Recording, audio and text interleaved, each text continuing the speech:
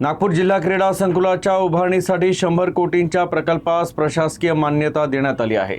शालेय शिक्षण आणि क्रीडा विभागाने या संदर्भातील शासन निर्णय जारी केला असून या प्रकल्पाने नागपूरमध्ये राष्ट्रीय तसंच आंतरराष्ट्रीय दर्जाच्या क्रीडा सुविधा उपलब्ध होणार आहे।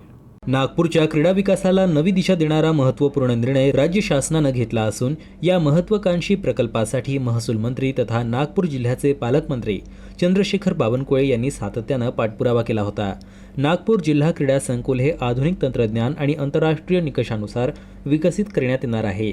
या प्रकल्पामध्ये 300 मुलांसाठी व 300 मुलींसाठी स्वतंत्र सुसज्ज वसतिगृहे, बहुउद्देशीय इंडोर हॉल, 20 मीटर व 50 metre shooting range, 400 metre synthetic athletics track, हॉकीसाठी ॲस्ट्रोटर्फ मैदान, synthetic basketball court, 70 metre archery range, kabaddi, kho kho, volleyball मैदाने, मिनी गोल्फ सुविधा, आधुनिक व्यायामशाळा, सौर ऊर्जा प्रकल्प, चेंजिंग रूम, पाणी पुरवठा व्यवस्था आणि इतर अत्याधुनिक सुविधा उभारण्यात येणार आहेत।